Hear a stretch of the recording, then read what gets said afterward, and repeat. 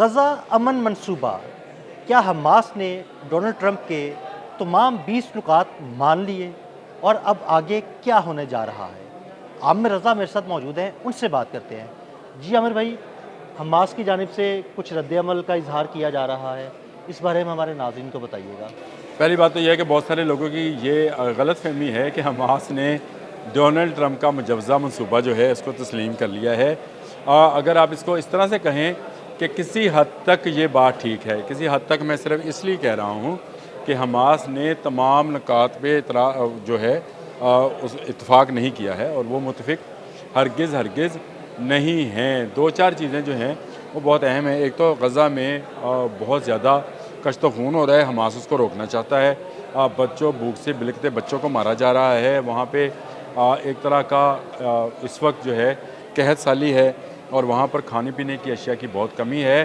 Hamas اپنا مقابلہ جاری رکھے ہوئے، اس میں ڈونلڈ ٹرمپ جو ہیں وہ مسلمان ممالک کے ساتھ جو معاہدہ ڈسکس کرتے ہیں میٹنگ میں، وہ جو باہر آتے ہیں تو دوسرا معاہدہ پیش کرتے ہیں، جس کی تصدیق جو ہے وہ ہمارے جو ہیں اسحاق ڈار صاحب وزیر خارجہ انہوں نے بھی کی کہ یہ وہ منصوبہ نہیں تھا جو ہمارے ساتھ ڈسکس ہوا تھا، تو لہٰذا اس میں کہیں نہ کہیں کوئی نہ کوئی لگونہ واقعی ہے۔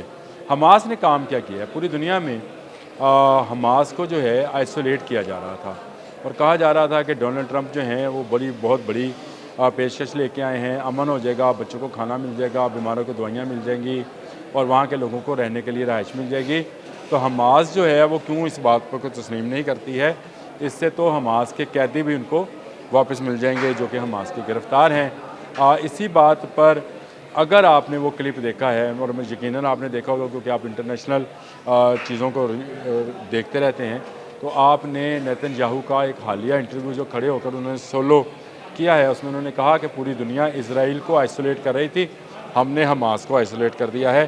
اب پوری دنیا کا یہ مطالبہ ہوگا کہ حماس ان مطالبات کو تسلیم کرے۔ حماس جو ہے وہ قطر کی ثالثی پر یقین رکھتا تھا، قطر میں ہمیشہ وہ خود کو محفوظ تصور کرتے تھے، لیکن اسرائیل کے حملے کے بعد قطر اپنی وہ حیثیت جو ہے اس کو کھو چکا ہے، اور امریکی اڈا ہونے کے باوجود وہاں اسرائیل بمباری کرتا ہے۔ تو حماس کی نظر میں اب یہ ثالثی جو ہے ان کے لیے قابل قبول نہیں ہے، لیکن حماس نے ایک اچھا پتا پھینکا ہے کہ ان کو ڈونلڈ ٹرمپ کے دیے گئے نکات میں تمام شرائط تو قبول نہیں ہیں، لیکن چند شرائط ضرور منظور ہیں۔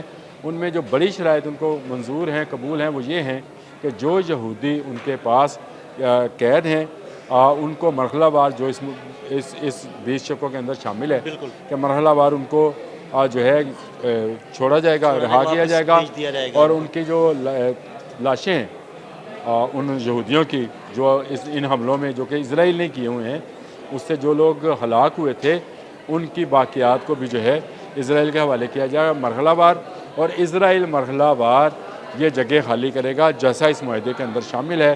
اور اس کے بعد جو ہے معاہدے میں تو یہ ہے کہ امن فورس رہے گی، حماس کے لوگ جو ہیں جانا چاہیں جہاں جانا چاہیں چلے جائیں گے، اسلحہ جو ہے وہ اپنا سرنڈر کر دیں گے، اور ایک نیا ثالثی پروگرام شروع کیا جائے گا جو اسرائیل اور فلسطین کے لوگوں کے درمیان ہے۔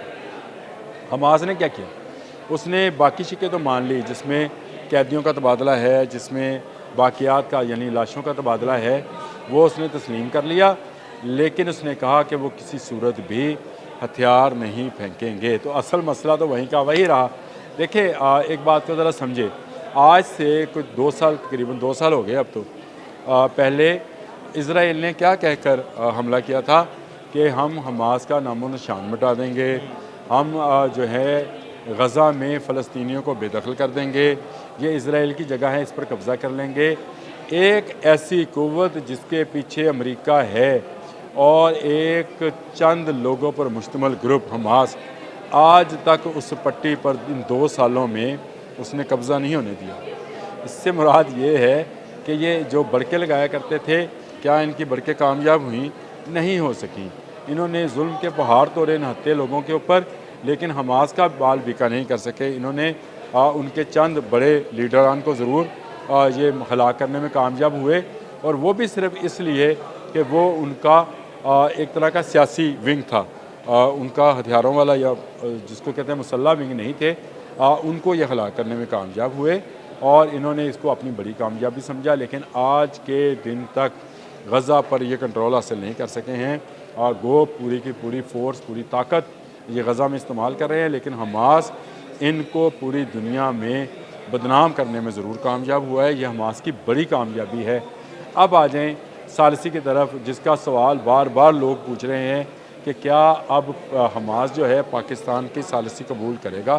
देखिए, पहली बात तो यह है कि हमास की सालिसी पाकिस्तान नहीं करेगा। कभी भी पाकिस्तान हमास के साथ राब्ते में नहीं रहा है।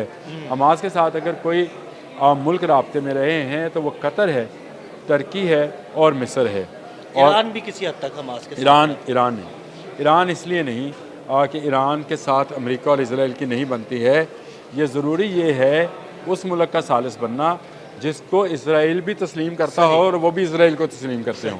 ठीक है। पाकिस्तान और सऊदी अरब और ईरान ये इसराइल को जायज़ रियासत नहीं मानते हैं, इसको तस्लीम नहीं करते और ना ही मुस्तकबिल में करने का इरादा रखते हैं। तो एक चीज़ को जिसको आप तस्लीम नहीं करते, आप उसके साथ कैसे नेगोशिएट कर सकते हैं, क्या तरीक़ाकार होगा, ये एक मुश्किल काम है। तुर्की और मिस्र दो मुल्क ऐसे हैं जो इसराइल को तस्लीम करते हैं, कतर भी उनमें शामिल है और यही सालिस बन सकते हैं। और इन्हीं का नाम अब निकल कर सामने आया है कि अगर कतर नहीं तो तुर्की हमेशा से हमास का हमती रहा है और तैयब अर्दवान उसके लिए आवाज़ उठाते रहे हैं। मिस्र एक जंग लड़ चुका है और ये ठीक है कि कैंप डेविड माहदे के तहत मिस्र ने बहुत सारी मराज जो हैं वो उसके हवाले की थी इसराइल के, और ना सिर्फ हवाले की थी बल्कि उसको तस्लीम भी कर लिया था। अनवर सदात का दौर था। आपको अगर तारीख़ के आप हैं तालिब इल्म तो आपने सारी वो स्टोरी पढ़ी होगी कि फिर अनवर सदात कैसे कत्ल हुए थे। तो इसराइल हमास ने अमेरिका का वो गेम प्लान जिसके तहत हमास को नहत्ते करके मारना था, जिसके तहत इसराइल को पूरे गज़ा के ऊपर कब्ज़ा कराना था, और ये कब्ज़ा एक मुआहदे के तहत होता तो ये जायज़ भी करार दे दिया जाता। कहा जाता कि जनाब ये तो मुआहदा हुआ था, ये देखें हमने 20 निकात दिए थे, तमाम मालिक इस पर मुतफिक थे, इसीलिए कत्ल गारतगरी रोकी थी। दोबारा शुरू हो सकती है क्योंकि अब तो हम आसमां है नहीं, अब रजिस्ट करेगा कोई नहीं, अब सामने कोई खड़ा नहीं है, तो लिहाजा इसराइल के हवाले किया जाए। इसराइल फ़ैसला करे कि यहाँ रहने वालों के रहाइश इनको देनी है या इनको किसी दूसरे मुल्क में मुंतकिल करना है। मिस्र के दरवाज़े खोले जाएंगे और मिस्र में इनको मुंतकिल कर दिया जाएगा। गो इसराइल इससे आगे मिस्र तक का प्लान भी रखता है, नील की वादियों तक वो कहता है कि जी मेरी जगह है, ग्रेटर इसराइल का मामला है। तो हमास ने उस गेम प्लान को पलट दिया है। उसने कहा जी मुझे मंजूर है, मैं कैदी छोड़ने, यानी वो जो मेन मुतालबा था इस जंग के शुरू करने का वो ये था कि जो यहूदी गिरफ्तार हुए हैं, पकड़े गए हैं, उनको आप हमारे हवाले करें। उसने कहा जी मरहलावार मैं आपके हवाले करता हूँ और आप ये जगह खाली करते चले जाएँ, लेकिन हम अपना असला नहीं फेंकेंगे, क्योंकि इराक़ में लोग देख चुके हैं कि जिन फ़ौजियों ने नेटो के आगे हथियार फेंके थे उनको इकट्ठा करके मारा गया था, जला के मारा गया था। तो ये हमास के जहन में है और हमास अपने तमाम पत्ते अपने पास रख कर उस गेम प्लान को पलटने में कामयाब हो गए हैं, जिसको एक बड़ी कामयाबी वाइट हाउस करार दे रहा है। इसराइल इस पर खुशियाँ मना रहा है और यहाँ पर बैठे लोग जो है वो तबसरे कर रहे हैं कि हमास ने शायद सारे के सारे मुतालबा तस्लीम कर लिए। तो ऐसा अभी कुछ नहीं है, अभी ये बात लंबी चलनी है। अभी तुर्की और मिस्र ने इसमें शामिल होना है। पाकिस्तान OIC में क्या किरदार अदा करेगा इस हवाले से ये अभी सामने आना बाकी है। पाकिस्तान का किरदार है, आप ये मत समझिए इस वक्त पाकिस्तान सऊदी अरब का अलाय है, तो पाकिस्तान का मिडल ईस्ट के अंदर किरदार बड़ा अहम है।